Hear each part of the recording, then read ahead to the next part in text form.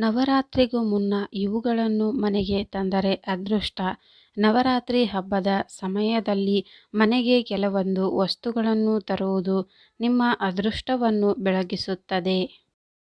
ನವರಾತ್ರಿ ಹಬ್ಬದ ಸಮಯದಲ್ಲಿ ಮನೆಗೆ ಕೆಲವೊಂದು ವಸ್ತುಗಳನ್ನು ತರುವುದು ನಿಮ್ಮ ಅದೃಷ್ಟವನ್ನು ಬೆಳಗಿಸುತ್ತದೆ ಮತ್ತು ಮನೆಯಲ್ಲಿ ಸಂತೋಷ ಮತ್ತು ನೆಮ್ಮದಿಯ ವಾತಾವರಣವನ್ನು ಸೂಚಿಸುತ್ತದೆ. ನವರಾತ್ರಿಗೂ ಮುನ್ನ ನಾವು ಮನೆಗೆ ಯಾವ ವಸ್ತುಗಳನ್ನು ತರಬೇಕು, ಅವುಗಳನ್ನು ಮನೆಗೆ ತರುವುದರ ಪ್ರಯೋಜನಗಳೇನು? ನವರಾತ್ರಿಯನ್ನು ಸಂಭ್ರಮ ಸಡಗರದಿಂದ ಆಚರಿಸಲಾಗುವ ಪ್ರಮುಖ ಹಬ್ಬಗಳಲ್ಲಿ ಒಂದಾಗಿದೆ. ಹಿಂದೂ ಕ್ಯಾಲೆಂಡರ್ ಪ್ರಮುಖ ದಿನಗಳಲ್ಲಿ ಇದು ಒಂದಾಗಿದೆ.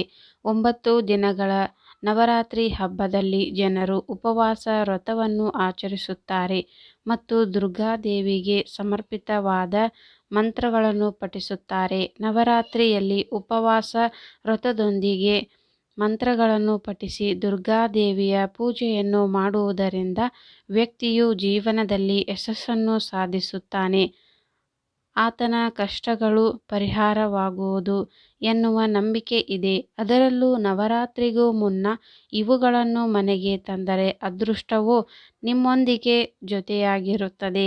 ಆಗ ವಸ್ತುಗಳು ಯಾವುವು ಎಂಬುದನ್ನು ತಿಳಿಯೋಣ. ಲಕ್ಷ್ಮೀ ದೇವಿಗೆ ಪ್ರಿಯವಾದ ವಸ್ತುಗಳಲ್ಲಿ ಕಮಲದ ಹೂವು ಕೂಡ ಒಂದಾಗಿದೆ. ಹಾಗಾಗಿ ನವರಾತ್ರಿ ಹಬ್ಬದ 9 ದಿನಗಳಲ್ಲಿ ಪ್ರತಿಯೊಂದು ದಿನವೂ ಒಂದೊಂದು ಕಮಲದ ಹೂವನ್ನು ತಂದು ಲಕ್ಷ್ಮೀ ದೇವಿಗೆ ಅರ್ಪಿಸಿದರೆ ಹಾಗೆ ನಿಮ್ಮ ಜೀವನವನ್ನು ಸಂತೋಷದಿಂದ ತುಂಬುತ್ತಾಳೆ, ಸಮೃದ್ಧಿ ಮತ್ತು ಉತ್ತಮ ಆಶೀರ್ವಾದವನ್ನು ಕರುಣಿಸುತ್ತಾಳೆ ಎನ್ನುವ ನಂಬಿಕೆ ಇದೆ. ನವರಾತ್ರಿ ಹಬ್ಬದ ಸಮಯದಲ್ಲಿ ನೀವು ಗಣೇಶ ಮತ್ತು ಲಕ್ಷ್ಮೀ ದೇವಿಯ ಚಿತ್ರವಿರುವ ಬೆಳ್ಳಿ ನಾಣ್ಯ ಅಥವಾ ಚಿನ್ನದ ನಾಣ್ಯವನ್ನು ಖರೀದಿಸಿ ಮನೆಗೆ ತರಬೇಕು. ಇದರಿಂದ ನಿಮ್ಮ ಅದೃಷ್ಟವು ಬೆಳಗುತ್ತದೆ ಎನ್ನುವ ನಂಬಿಕೆ ಇದೆ.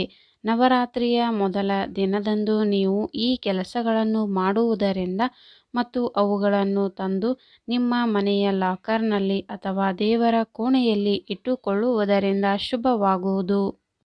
ನೀವು ಸಂಪತ್ತು ಮತ್ತು ಸಮೃದ್ಧಿಯ ಆಶೀರ್ವಾದವನ್ನು ಪಡೆದುಕೊಳ್ಳಬೇಕೆಂದಾದರೆ ಅಂತಹ ಸಂದರ್ಭದಲ್ಲಿ ವಿಗ್ರಹವನ್ನು ಮನೆಗೆ ತರಬೇಕು ಎಂದು ಹೇಳಲಾಗುತ್ತದೆ.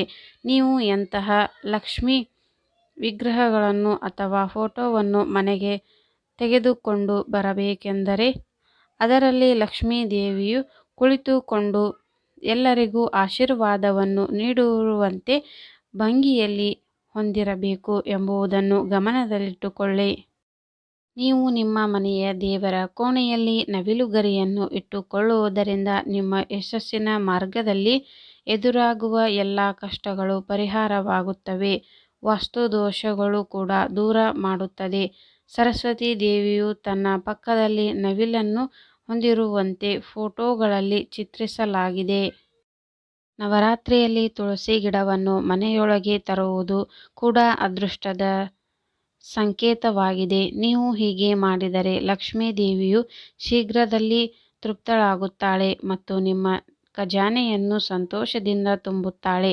ಭಾನುವಾರ ಮತ್ತು ಏಕಾದಶಿಯನ್ನು ಹೊರತುಪಡಿಸಿ ಪ್ರತಿದಿನ ಈ ತುಳಸಿ ಗಿಡಕ್ಕೆ ನೀರನ್ನು ನೀಡಬೇಕು.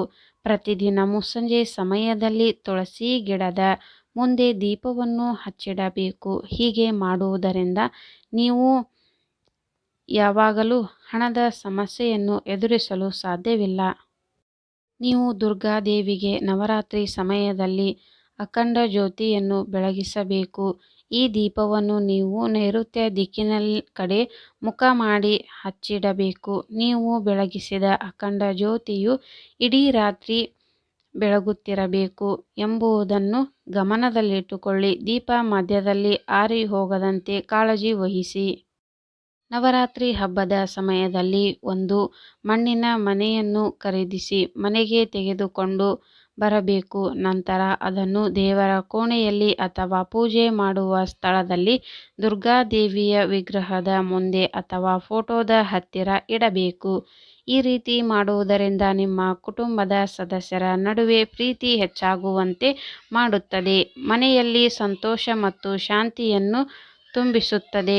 ಹೊಸ ಮನೆಯನ್ನು ನಿರ್ಮಿಸಲು ಅಥವಾ ಖರೀದಿಸಲು ಇದು ತುಂಬಾ ಪ್ರಯೋಜನಕಾರಿಯಾಗುತ್ತದೆ. ಈ ಮಾಹಿತಿ ನಿಮಗೆ ಇಷ್ಟವಾದಲ್ಲಿ ಒಂದು ಲೈಕ್ ಮಾಡಿ ಹಾಗೂ ಸಬ್ಸ್ಕ್ರೈಬ್ ಮಾಡಿಕೊಳ್ಳಿ. ಇಂತಹ ಯೂಸ್ಫುಲ್ ವಿಡಿಯೋದೊಂದಿಗೆ ಮತ್ತೆ ಸಿಗೋಣ. ಈ ವಿಡಿಯೋ ಕೊನೆತನಕ ನೋಡಿದ್ದಕ್ಕೆ ನಿಮಗೆಲ್ಲರಿಗೂ ಧನ್ಯವಾದಗಳು.